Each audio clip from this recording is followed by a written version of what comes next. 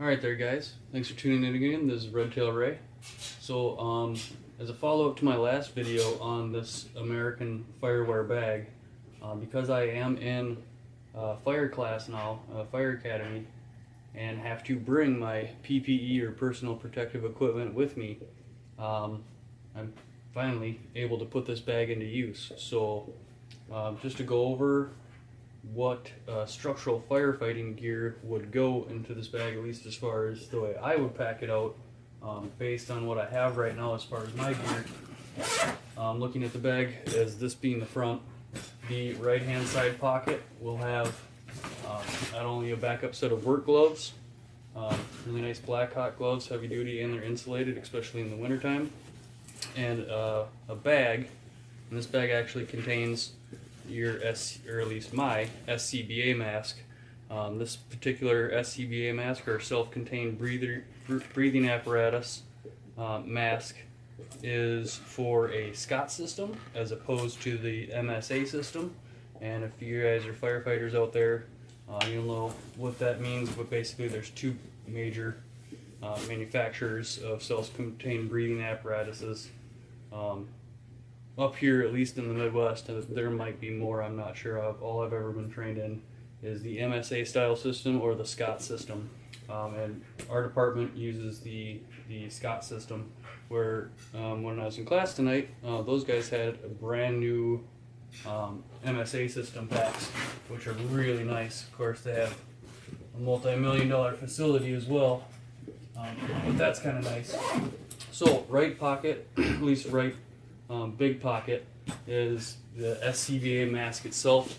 There would be, and I will maybe bring this up in a different video, I don't have it with me right now, but the actual self-contained breathing apparatus and full oxygen tank or air tank. I do not have that with me tonight. That is a separate video in and of itself anyways. But this is just for the gear, the stuff that you would wear for all kinds of stuff.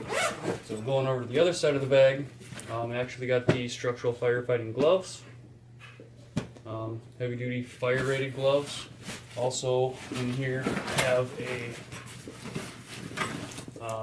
used beat up helmet, and all my gear is actually used right now until I am through my 1-year probationary period as a new firefighter.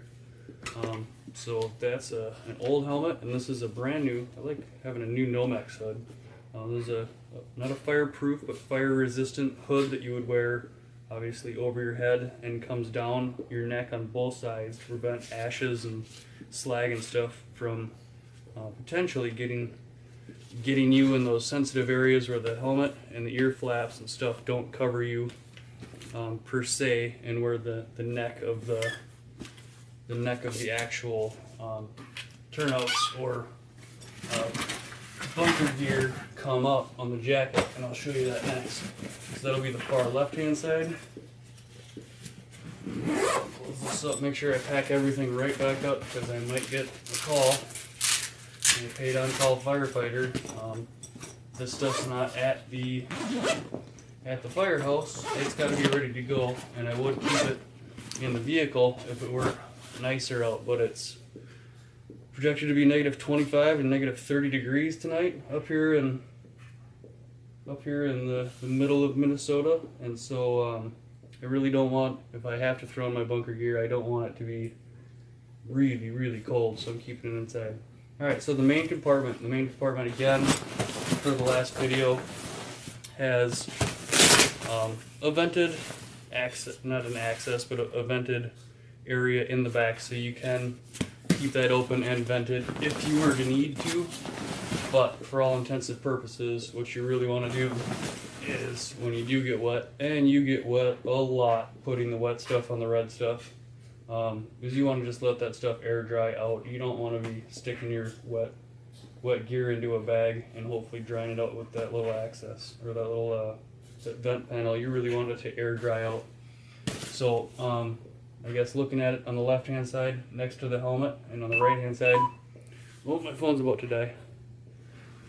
And then on the left hand side next to the helmet and stuff, I actually got the turnout coat, or the bunker coat, or turnouts and bunker gear. Turnout gear, bunker gear is just different terminology for structural firefighting gear. So this is a firefighting coat.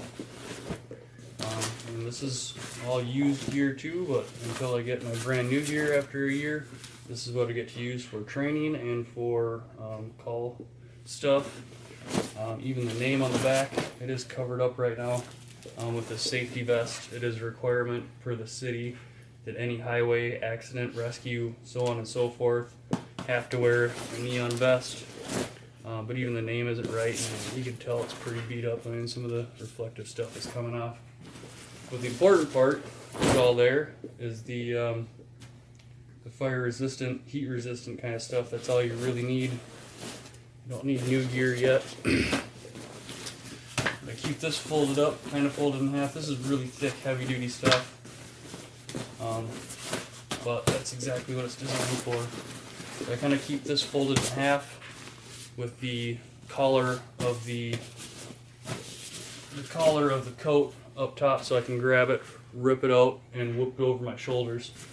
Now, I'm not going to try to back this up, but on this side, what you will see is the firefighter boots / overalls, and this is either the the pants of the bunker gear, or the the pants or the overalls, or the turnouts, whatever you want to call it. But basically, pants, overalls, suspenders, really heavy duty suspenders, because these pants weigh quite a bit. Obviously heavier than normal pants and heavier than regular overalls or Carhartts, I would definitely say. And a belt is just not going to work. So they do come with suspenders, and suspenders are great for this kind of stuff. And the boots, they stay, at least in the way that I've been taught to keep these, is they stay pushed down when not drying. When they're completely dry and stuff, they stay pushed down on the boots. So when you get to the firehouse, you put your feet in both of the boots, and you pull the overalls up onto your person, straps over the shoulders, snap, good to go. The idea here is you're supposed to be able to, and I'll get certified here later on here in 2016, but you have to be able to turn on, or don and doff, if you will. That's the correct terminology. Don is to put on, doff is to take off your turnout gear in under a minute. So you're supposed to, shoes on or shoes off, I can't remember, but you're supposed to be able to put the pants, or slip into the boots, pull your overalls up, slip on the jacket, zip up the jacket over having your hood on and your helmet, and then your face mask goes on top of that too, and then as well as your SCBA, your self-contained breathing apparatus, with a seal check or a seal test on your face.